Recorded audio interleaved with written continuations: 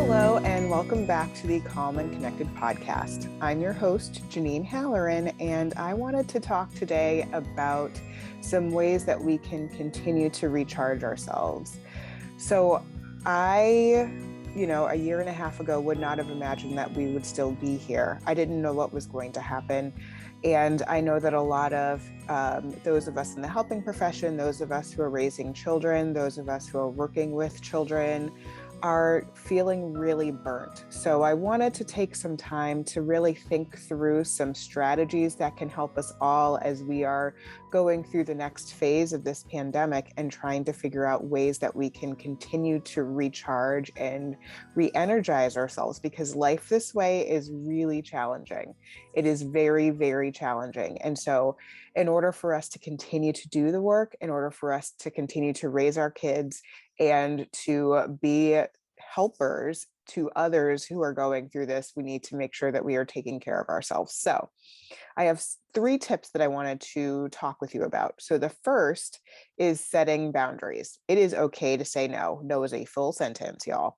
I just read an article in the Boston Globe the other day about women in particular who are really being burnt and pushed to the edge in the pandemic. And so really talking about women who are doing a better job at setting boundaries, about saying no, not volunteering for things, lowering expectations. It's really imperative for us to make sure that we are setting those good boundaries so that we can continue to do the work that we need to do.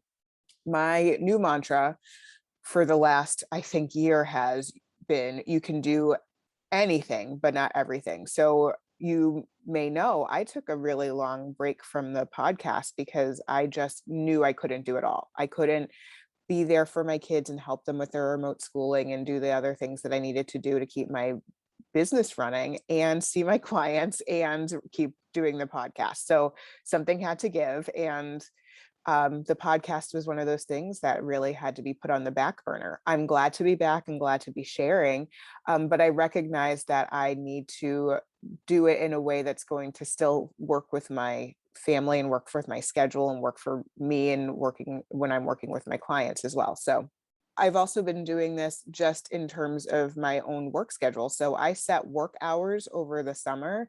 And for the most part, my kids were very respectful of that. So they saw that I had my work hours in, and I would say, I'm busy from this time to this time. We can't talk right then, but I can help you out and do whatever you need me to do after that or before that. So that was really helpful to actually just physically set boundaries, like, I'm shutting the door, please don't come in. And that actually was really helpful. I've also been saying no to opportunities for speaking because I just don't have the bandwidth for that. I want to make sure that I'm there for my clients and my family. So my kids have just returned to school for the first time since March 12th, 2020. That's a long time to be out of a school building, right? They were in remote school all full year, the full year last year. And so I want to make sure that they are doing okay. So since it's been so long, when they come home from school, I want to be able to, as frequently as possible, sit down with them and check in and chat and see how the day went and see if there's anything that we need to discuss. So I'm not really doing a lot of stuff in the afternoons. I'm not really scheduling a bunch of things for the afternoons. I'm trying to get my work done when they're at school and be there and available for them in those afternoon times. So that's something that I want to make sure that I continue to do. I want to make sure that I'm setting a good example for my kids of knowing, like, this is too much and I cannot do more than this. But being okay with saying no. And you could say, no, not right now, or no, I don't have the bandwidth for that. No, thank you. There are lots of ways you could say no in a nice way, but just recognize that you can't do everything. You can do anything, but not everything. The second tip I have for you is to put yourself on your to-do list. So I am a huge fan of Oprah, and I remember when Oprah went to more of like a super soul Oprah, you know what I'm talking about. So when she first started doing that, she actually had somebody on there who talked with some of the ladies on there who were in the audience. And the person that was speaking said, you know, you need to put yourself on your own to-do list. And the audience booed this poor presenter And I thought, gosh, I want to change that script. I don't want it to be where it is a badge of honor for us not to be taking care of ourselves. I think we really need to change our mindset around that and recognize that that's an important part of being a person who is able to take care of their family, able to take care of the people around them, is that they are also able to take care of themselves. Why should we not be taken care of? Why do we not deserve to be taken care of? Those are questions I often ask myself when I feel like it's so easy to cross myself off of the to-do list. I'm there. I recognize that I am there. I completely understand that it's so easy to just take yourself off of the list. Oh, this thing came up. I need this done by a certain date. This needs to be done by the end of the day. So I can't do the things that I need to do. So I have noticed though, and when I'm speaking with my friends and my colleagues about this, who are also struggling with this, we all notice our patience gets shorter. We are resentful. We can get frustrated more easily when we have to take ourselves or feel like we have to take ourselves off of that to-do list. So I think it's better in the long run if we make sure that we are also doing the care giving for ourselves that we give to other people. We need to do that. And I'm not saying we need to go to a spa day for like a full day, because I don't have time for that. But even if it's 5 minutes listening to a song in a closet, even if it's taking a quick walk around the block, even if it's going to the bathroom and taking a few deep breaths before you walk back out into your world, please do it. Keep yourself going through this incredibly challenging time. You need to be taken care of too. And then the third tip that I have for you is to find your own coping skills. So I do a lot of talking about helping kids learn their coping skills, but it's also helpful if we as adults are modeling those coping skills for our students and our children. And I try to mention this in every talk that I give, that our kids watch us and they learn from us. They learn not only from the words that we say, but they also learn from the actions that we do, that they watch us do. And so I want to model healthy behaviors. And I also try to break out of using food and alcohol as my main ways of coping. So listen, I love food. I could eat Nutella every day. I love baking croissants and I love making pies and baking new recipes and trying new foods. I love all of that. And I also love wine. I travel for wine. I lived in wine country for a year. I love talking about Pinot and I really enjoy a nice glass of Chardonnay. But I also want to show my kids that there are more things that I do outside of food and wine that will help nourish myself and take care of me in a way that is healthy.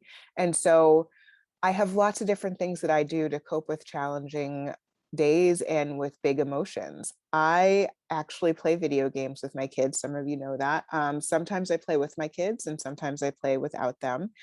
Right now, my kids and I are playing a co-op game called Stardew Valley, and that's really been enjoyable. And my daughter and I also play Animal Crossing together. I crochet and I garden and I quilt.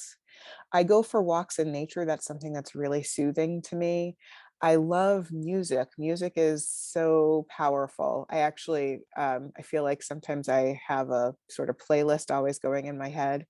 I have playlists on my phone and I have playlists that I use when I want to reflect how I'm feeling, or playlists that I use when I want to change my emotions, change how I'm feeling, change my outlook for a day.